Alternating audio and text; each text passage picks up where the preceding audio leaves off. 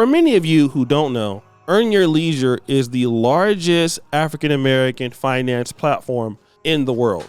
And it is operated with many different topics and many different podcasts there. Some focusing on things such as the stock market. And I have, praised Earn Your Leisure for attempting to do this because in the African American community, there is a stereotype that people just don't like business advice or things catered towards business. But Earn Your Leisure has found a way to do so, and they've done it very well. They've done it from, many different parts of the country. They've visited Africa and with a lot of interesting guests. Now, to be honest, they do have a lot of great information. They talk about the stock market trends. They talk about stock market indicators, and they do a great job. But there are some things that I would like to talk about that has been very interesting. And I want to talk about some of the people that they've had on Earn Your Leisure who I would consider to be close to being scammers, if not being scammers altogether. And that is one guy in particular, this guy by the name of Billy Carson. Let's check out what Pocket Watching with JT has to say about him. So right here, you will see from Broward County, Florida, the actual case file of Billy Carson, Karlson, William Tyrone Carson, changing his name to Billy Carson. It's right here. It's on the Broward County website. If it's wrong, then Billy, you have a beef with Broward County, not Pocket Watching with JT. And last, point number 4. And point number 4, to me, is the biggest point based on the letter I received from Billy Carson's legal team. Based on this cease and desist letter, Billy is not very happy that I said that he was apparently a grifter. And listen, Billy, I didn't do it to hurt your feelings. I only said it based on the definition of the word. So let's take a look at the definition of the word grifter. Grifter, a person who engages in petty or small-scale swindling. Now, at this point, you have to ask the question, JT, why would you say that this man is apparently a grifter? Good question. Let's take a look at the Broward County court system. According to the Broward County Sheriff's Office, William Tyrone Carlson, also known as Billy Carson, was arrested for fraud charges. It says on December 18th, 2013, the defendant, William Carlson, was arrested for using a fictitious ID card in the name of Charles Rubin to fraudulently open a Chase checking account at Chase Bank. The officer states, I read defendant Miranda warning via card, which he waived, and admitted that the license was fictitious.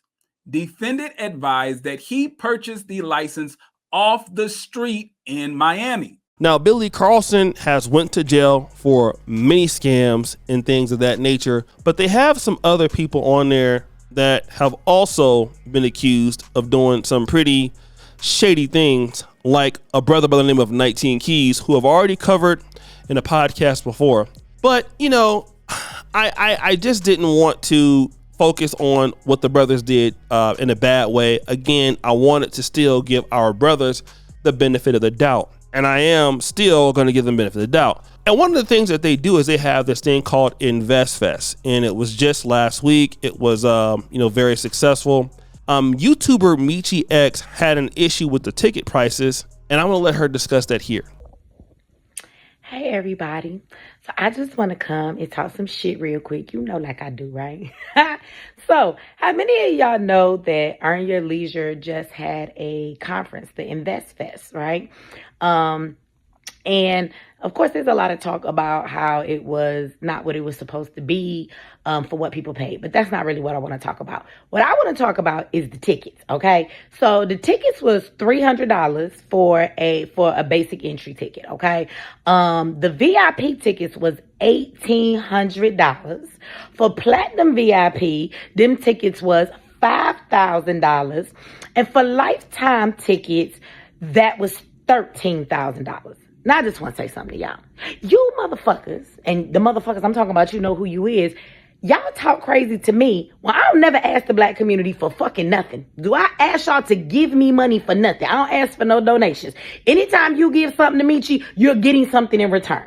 So we had tickets to our conference. Absolutely. It ain't free to throw that mug. Don't you know I got to pay for everything up in there for us to be able to be there? So our tickets were $150 for a 2-day conference, okay? And eventually they became $75 as we sold more tickets, okay? The VIP tickets were $250 for both days and for a VIP event that evening. You motherfuckers told me that I was charging too much. She also followed up that video with these complaints. Hey y'all, so I'm back because y'all was talking shit, right? So I want to say something that I didn't say. So now I'm finna go all the way in. Y'all is mad this morning. I went to sleep and y'all done people making posts and y'all tagging me in it. I'm a hater and shit now. So let's be clear, right? The point that I was making yesterday for you slow, all of y'all that went to the Invest Fest, right? You shouldn't be a slow because remember they helped you change your mindset. So you should have a motherfucking brain to think. The point that was being made yesterday and what I said is that in the community, it's not about whether they had to pay for speakers or they had a conference, okay? I had to pay for my speakers too. The point that I am making is that we will invest and not talk shit and spend money on stuff that is shiny, flashy, and makes us feel good for the moment, but we complain and don't have any patience or any money to support the things that are actually doing something to change the black community. That was the point of it. You spent all that money to go there. Why? Because you wanted to stand next to the entertainers that they had. You wanted to be in the room with special people. Like y'all really needed Steve Harvey to come on stage and tell you the same shit this say online that you can probably catch any given day on a YouTube video somewhere on somebody's Instagram. You really paid all that money just so you could be in the room with Tabitha Brown. So Tabitha Brown could talk about how she got her seasoning thing and how she got this deal and all her stuff is in Walmart. You do know that the reason she got that is because she's Tabitha Brown. It's not anything that you're going to do to get there. You can put yourself in Walmart, but it's going to take you many years. Now, okay, ticket prices and, having Steve Harvey at InvestFest, having P. Diddy at InvestFest. Okay, yeah, it's interesting. People want to see celebrities. I get it. The questionable thing that I saw about the InvestFest, though, was what Pocket Watching with JT posted, which was a YouTube short about what happened at InvestFest. Now, let me just play this particular clip here, and I'm going to come back. Did any other investors go to InvestFest and feel like this is the worst investment they've ever made? First, we got to go through the drip report. Went with the steel blue and gray Pradas, inspired by Hugh Hef. Attention to detail. You see the embroidery, EYL. We've always repped the brand. Oh, went with the presidential meteorite face, straight from Wakanda. This is extremely important. Color coordination is extremely important. Even my tint on my shades are blue. Tom Ford for the day. What else is there to say? Let's get it.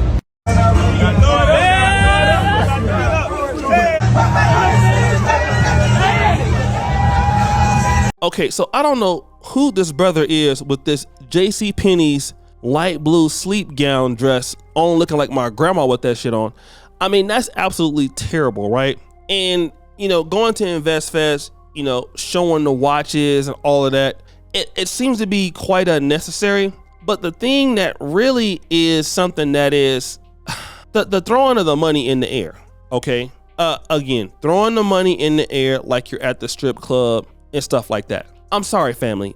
That that is the Negro stuff that we've been trying to get away from in the community. And if it looks like black excellence, it looks like Thotiana or Hood Rat or Hood Jigga excellent. And for guys who, and I believe some of these guys, their parents were, financial people. They had financial analyst businesses, or they had investing business, stuff like that. And, it seems like all of this was, I'm not even going to say it's a scam, but it's like, your typical, impressed to dress, not learn anything. And again, I didn't know. Okay. But it seems like it's become a party thing for scam artists or something like that. And I don't think that investing is like that. Investing is not like that. Investing is hard work. It takes a lot of discipline. And it really, for our people, it's showing that we don't have the ability to do things without entertaining stuff. Or Earn Your Leisure, they're not talented enough as a podcast community to be able to get their point across and sell tickets to an event that is actually adding value, because they're not good enough as creators. I have no idea what Steve Harvey is there at InvestFest. I know Diddy, but again, it's more or less, let's sell these tickets because we're gonna have a party tonight. It's gonna be a lot of chicks there tonight. It's gonna be some twerking there tonight, and then it just makes us look silly with what I'm seeing here on the internet. Now, again, I got to give props to our brothers, because they did do some great things by putting this financial community together. And, there are some topics that I watch on there that I do feel are helpful. And I'm so proud of the young brothers for, coming up with the things they're doing. But part of this, bruh, it just seems like if these guys were white, would the white people be acting like that, or Indians? There is no way they would be there throwing money in the air, talking about drip, Negroes in there wearing their grandma's sleeping gown on to the goddamn InvestFest, looking like a goddamn idiot. You know what I mean? What talking about a Tom Ford glasses on.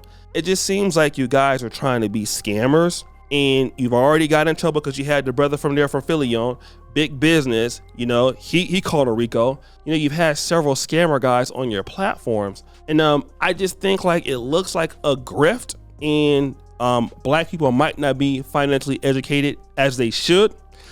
So I just don't know, but it's a bad look for our particular community. Again, you will not find any other groups of people who are investing and doing business, things like that. They will not be showing up acting like this. So guys, what do you think? It's your boy O'Shea Duke Jackson, back at it again with another episode of The Celebrity Junk. Appreciate you for all you do. Serve the bell. We're out.